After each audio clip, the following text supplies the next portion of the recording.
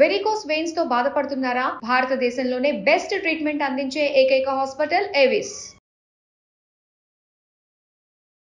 నమస్తే రమ్మగారు. నమస్తే చే. విక్రమ్ బేతాళ కథ ఏదైనా చెప్తారా?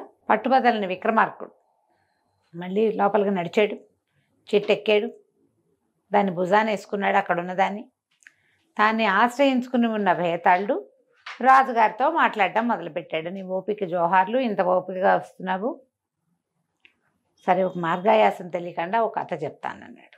పూర్వం అట కాంబోజ్ దేశానికి భాస్కర వర్మ అని ఒక గొప్ప రాజుగారు ఉండేవాడట.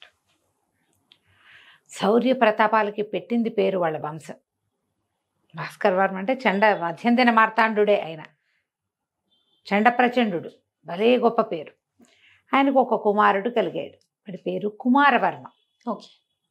ఈ కుమారవర్మ అన్ని అస్త్ర విద్యలు నేర్చుకున్నాడు, కానీ ఎవరితోటి కంపీట్ చేసేవాడు కాదు. ఎందుకు వచ్చిన రక్తపాతం వృధాగా? ఆట కోసం వాడినెవన్నో కొట్టడం ఏమిటి? అలాంటి భావాలు ఉండేవి అతనికి. హేళగా సరదాగా కూడా ఎప్పుడూ ఎవరితోటి ఫైట్ చేసిన వాడు కాదు అతను. క్రమంగా రాజకుమారుడు పిరికివాడు అనే ఒక మాట పుట్టడం మొదలుపెట్టింది. అతనికి నచ్చేది కాదు. పోటీలు అనగానే ఎందుకంటే ఇవన్నీ అనేవాడు. అందులో ఒకటి దెబ్బలు తగిలి మెళ్ళిరిపోయి కాళ్ళిరిపోయి మంచాన్ని పడి ఒకడు గెలిచి ఏమిటి వాడి ప్రతాపం, వాడు ఇంకోళ్ళ దగ్గర ఓడిపోతాడు. అంతేగా, రక్తమే కాదు ఇంకంతకంటే ఏమైనా ఉందా, బతికే ఉంది అందులో అనేవాడు. అలాంటి మాటలు అప్పుడప్పుడు వచ్చేవి బయటికి. రాగానే రాజుగారి కోళ్ళు మండిపోయింది. శౌర్యము, ప్రతాపము, వీర్యము, ఇంకేమిటో ఏవీ లేవు వీడికి. ఇలా పిరికి వెధవలో ఉన్నాడు, దెబ్బలు తగులుతాయని మానేస్తున్నాడు అని అనుకునేవాళ్ళు. తనకి తగులుతాయని కాదు, తన వల్ల ఇతరులకు ఏమీ కాకూడదు అనుకునేవాడు. పాపం ఆయన ఉద్దేశం అది. రాజుకి ఏమీ నచ్చేది కాదు. ఎక్కడైనా యుద్ధం అంటే తను ముందే తప్పుకునేవాడు, నేను వెళ్ళననేవాడు. చాలా చిరాకొచ్చేసేది కొడుకు మీద. క్రమంగా అది ప్రచారంలోకి వచ్చేసింది. మనం ఇలాంటి దాస్తే దాగుతాయి, ముందే వెళ్ళిపోతాయి. అవును. సరే ఏమైంది, ఈ లోపల ఇది కాంబోజ్ దేశం కదా, కోసల రాజ్యానికి అనంగవర్మ అనే అద్భుతమైన రాజు ఒక ఆయన ఉన్నాడు. ఆయనకి భద్రావతి అని మహాద్భుత సౌందర్యవతి అయిన ఒక కుమార్తె ఉంది. ఓకే. కోసల రాజు గారికి వాళ్ళు అమ్మాయి వీర్య పరీక్ష పెట్టి, అంటే యుద్ధాలు పెట్టి యుద్ధాల్లో గెలిచిన వాడికే పిల్లని ఇస్తామని ఆ స్వయంవరం చాటారు. స్వయంవరం అంటే అదే ఇలా పెళ్లి పిలుపు అనమాట. చుట్టుపక్కల అన్ని రాజ్యాల మగ పిల్లల్ని పిలిచారు. ఇందులో సీనియర్లు లేరు, జూనియర్లనే పిలిచారు, కుమారుల్నే. అప్పట్లో పెద్దవాళ్ళు కూడా వచ్చేవాళ్ళు కదా స్వయంవరానికి. పిల్లలతో పాటు పెద్దలు చూడడానికి రావాలంతే. ఈ భాస్కర వర్మ గారు అన్నాడు, కుమారవర్మ వాళ్ళ నాన్న కాంభోజరాజు గారు, నువ్వు ఏమైనా సరే, నువ్వు దెబ్బ కొట్టుకొని చచ్చినా నాకు ఓకే, నువ్వు అందులో పాల్గొనాల్సిందే, గెలిస్తే రాజకుమార్తె అంతే, గెలవు నువ్వు, ఎలాగో నీకేం రాదు, నీకు భయం, పోతావు పో, యుద్ధంలో పోయావన్న పేరైనా నాకు మిగుల్చు, ఈ పిరికి పిల్లవాడి తండ్రి అనే చెడ్డ పేరు నాకు వద్దన్నాడు. ఓకే. బలవంతంగా కుమారవర్మని పంపించేశారు. ఏం చేస్తాడు పాపం. సరే బయలుదేరాడు. వెళ్తే ముందు రోజు ఏవో చిన్న చిన్నవి అవి ఇవి జరిగినాయి. జనాలంతా చేరారు, ఏవో ఆటలు పాటలు చూపించారు. రేపొద్దు నుంచి పోటీలు. ముందు రోజు సాయంత్రం ఇతను అట్లా నడుచుకుంటూ అక్కడ ఒక మంచి నది ఉంది, ఆ నదీ తీరానికి పోయాడు. ఎవరో జనం ఉన్నారు, జనం అంతా ఉన్నారు. ఎగువకు నడుచుకుంటూ వెళ్ళి ఒక చోట కూర్చున్నాడు. నాకు అనిపించింది ఎట్టగో చచ్చేదే మనం. మన వల్ల ఎవడికో మెడ విరిగి, చేయి విరిగి, కత్తి కుచ్చుకుని, నెత్తురు వచ్చి, వేలు దిగిపోయి వాడు లబోదిబోమని ఈ గోలంతా ఎందుకు? ఎటాగో చచ్చిపోతాం, అదేదో ఇప్పుడే చచ్చిపోదాం అనిపించింది అతనికి. గట్టు మీద కూర్చుని వాడు చల్లగా నీళ్ళలోకి దూకేశాడు. దూకేస్తే ఏమైంది, ఒక్కసారి ఒక్క మునకేశాడు అంతే.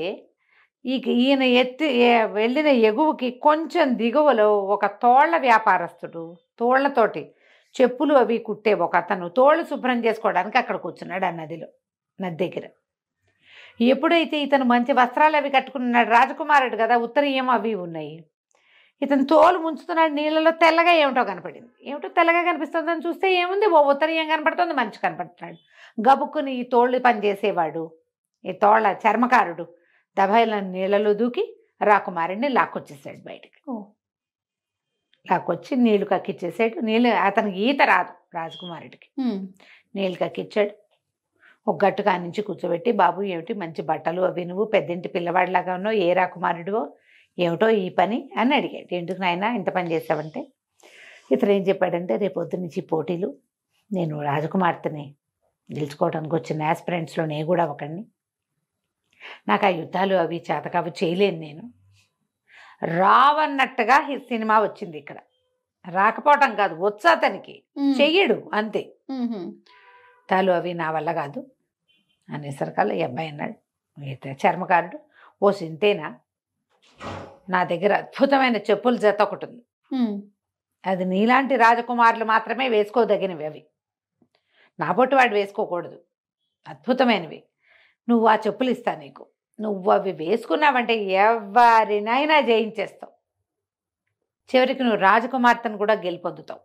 ఓకే, అంత మహిమ కలిగిన చెప్పులు, అవి ధరించు, చక్కగా రాజకుమార్తెను గెలుపొందు, నాకేదైనా బహుమతి ఇద్దుగాని అన్నాడు. అనేసరికి రాకుమారుడు అన్నాడు, నీకేం కావాలి అన్నాడు. ఇప్పుడు ఎందుకు, నాకేం కావాలో రేపు నువ్వు గెలిచాక చెప్తా. ఓకే, గెలిచాక నేను ఏది అడిగితే అది ఇవ్వాలంటే సరేనండి. ఒళ్ళు తుడుచుకున్నాడు, ఆ బట్టల ఒంటి మీద ఉన్న బట్టలు పిండేశాడు, ఏదో కాస్త మంచి కనపడిన నీళ్ళు ఇవ్వ తాగాడు, ఆ చెప్పుల చేత కాళ్ళకు తగిలించుకుని బయలుదేరాడు. వస్తుంటే అనిపించింది, ఏమిటో నేను పిచ్చి పని చేశాను, ఈ నీళ్ళల్లో పట్టం ఎందుకు, చచ్చేది ఎటకు చచ్చేది ఎప్పుడు, ఇప్పుడే చచ్చిపోదాం అనిపించింది. కాదు, నేను ఆ పని చేయకుండా యుద్ధం చేస్తూ చచ్చిపోతే వాళ్ళ మా నాన్నకు కూడా కొంచెం గొప్పగా ఉండేది, ఈ చెప్పులతోటి పని అవ్వదు పాడవదు, ఏమవ్వదు, ఇదేమి నమ్మాల్సిన విషయం కాదు. కానీ యుద్ధం చేస్తూ చచ్చిపోతే భాస్కర్ వర్మ గారి కొడుకు యుద్ధంలో చనిపోయాడనే పేరైనా ఉంటుంది, అందుకని తప్పకుండా మనం యుద్ధమే చేయాలి అని డిసైడ్ అయిపోయాడు. ఓకే, సరే వెళ్ళిపోయాడు, తనకి ఇచ్చిన విడిదికి వెళ్ళిపోయాడు. రాత్రి ఏదో భోజనం చేసి పడుకున్నాడు. పొద్దున్నే సమీప దేవాలయానికి వెళ్ళి నమస్కారం చేసుకున్నాడు. పొద్దున్నే యుద్ధాలు మొదలుపెట్టారు. ముందే ఒకళ్ళతోటి కత్తి యుద్ధం, కుమారవర్మే గెలిచాడు. తర్వాత బాణాలు వేయటం, కుమారవర్మే గెలిచాడు. ఇంకేదో బల్యం, అది కూడా కుమారవర్మే గెలిచాడు.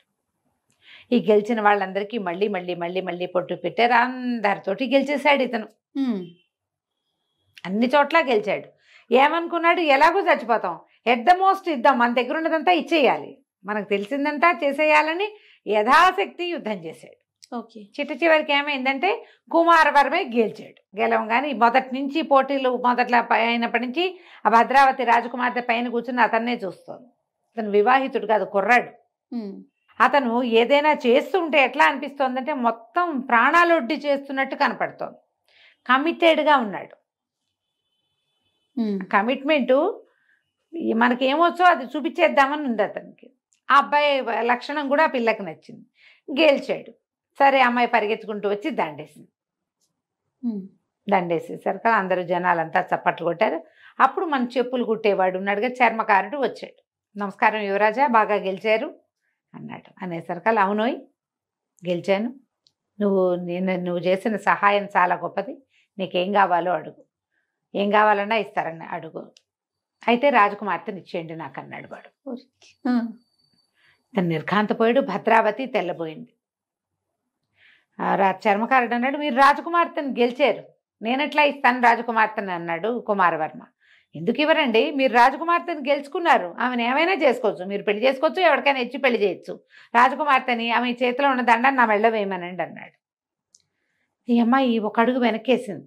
నాన్న నాన్న అంటోంది. అనేసరికి రాజుగారికి అర్థం కాలేదు. ఏమిటో వీడెవడో చెప్పులు కుట్టేవాడిలాగా కనపడుతున్నాడు, వాడి వేషంభూష. పిల్లేదో తత్తరపడుతున్నట్టు కనపడుతోంది. ఎటు చెప్పలేక నుంచున్నట్టు కనపడుతున్నాడు రాజకుమారుడు. ఆయన గబగబా దగ్గరకు వచ్చాడు. ఏమిటి సంగతి అంటే, కుమారవర్మ ఏమీ దాచల, నిజాన్ని నాకు యుద్ధాలు అవి ఇష్టం ఉండవండి, ఈ కత్తిగాట్లు, అవతల వాళ్ళకి దెబ్బలు, ఈ నెత్తురు, రక్తపాతం నాకు నచ్చదు, నేను ఏనాడు చేసిన వాడిని కాదు, నేర్చుకున్నాను అంతే, మా తండ్రి బలవంతం వల్ల దీనికి వచ్చాను, ఈ పని చేయటం ఇష్టం లేదు నాకు. నిన్న సాయంత్రం నేను నదిలో పడి ప్రాణాలు తీసుకుందాం అనుకున్నా, ఈ చర్మకారుడు నన్ను రక్షించాడు, తన దగ్గర ఉన్న చెప్పుల జత చాలా మహిమగలవని నాకు ఇచ్చాడు, పొద్దున యుద్ధం చేసి గెలిచాను, ఇప్పుడు రాజకుమార్తెని ఇవ్వమంటున్నాడు, ఏమీ పాల్పోక నుంచున్నాను అన్నాడు. అనగానే రాజుగారు చెప్పులిప్పు అని అడిగాడు కుమారవర్మను. చెప్పులిప్పేశాడు కుమారవర్మ. ఆయన కాలుతోటి ఆ చెప్పుల జతని ఒక్క తోపు దోశాడు చర్మకారుడి వైపు, చెంపకాయ కొట్టాడు. మళ్ళీ కనపడితే ప్రాణాలు తీస్తాను, నీ చెప్పులు తీసుకుని వెళ్ళిపోయి ఇక్కడి నుంచి అన్నాడు. అనేసరికి ఇప్పుడు రాజుగారు కొట్టాడంటే సైన్యం వచ్చేది, జనం అంతా వీడిని బయట పంపించేయండి రా అన్న. తన చెప్పులు పుచ్చుకుని వాడు వెళ్ళిపోయాడు. భద్రావతికి కుమారవర్మకి పెళ్ళైపోయింది. ఇప్పుడు కుమారవర్మ మాట నిలబెట్టుకోలేదు, అవునా? కథ అయిపోయింది. ఈ కథని బేతాళుడు చెప్పాడు. చెప్పి విక్రమార్కుడిని అడిగాడు, ఇది న్యాయమేనా అని అడిగితే విక్రమార్కుడు అన్నాడు, చాలా న్యాయం. చెప్పుల్లో ఏమీ లేదు, చెప్పుల్లో కనుక మహిమే ఉంటే చెప్పులు కుట్టేవాడే వేసుకునేవాడుగా, వాడే వేసుకుని జయించేసేవాడు వీళ్ళందరినీ. మహిమ ఎందులో ఉంది? కుమారవర్మ తాలూకు సంకల్పంలో ఉంది. వచ్చి గెలిచిన రాజకుమారుడి దగ్గర నుంచి రాజకుమార్తెను అడిగే సాహసం చేసిన వాడిని చంపకుండా వదిలిపెట్టాడు రాజు. ఒక చర్మకారుడు రాకుమార్తెను నాకు ఇచ్చేయమనే సాహసం ఆవాడిది. కేవలం ఈ రాజకుమారుని రక్షించాడు కాబట్టి వాడి ప్రాణాలు రక్షించబడ్డాయి. అంతే, న్యాయమే అది. అందులో జరిగిన అన్యాయం ఏం లేదు. భద్రావతిని కుమారవర్మ పెళ్లి చేసుకోవడమే న్యాయం. రాజుకు అర్థమైంది, ఇతను సంకల్పించుకుని చేశాడు కానీ ఆయనకు యుద్ధ విద్యలు రాకపోతే ఈ చెప్పుల వల్ల విద్యలు రాలా, కొత్తగా అతనికి విద్యలు వచ్చు. ఒకవేళ అదే నిజమైతే ఆ చెప్పులు కుట్టేవాడే వేసుకునేవాడు, అందులో ఏమీ లేదు అని చెప్పి పంపించేశారు. అయిపోయిందన్నాడు. ఆనంగానే బేతాళుడు అన్నాడు, కథని చాలా సులువుగా పరిష్కరించేశావు, కానీ నువ్వు మౌన భంగం చేసావు కదా, అందుకని నేను వెళ్ళిపోతున్నా అని చెప్పేసి మళ్ళీ శవంతో సహా రివ్వుమని చెట్టెక్కేశాడు. బేతాళుడు మళ్ళీ చెట్టెక్కాడు. మన విక్రమార్కుడు మళ్ళా లోపలికి నడవటం మొదలుపెట్టాడు. కథ కంచికి మనం ఇంటికి. నమస్తే. నమస్తే జీ.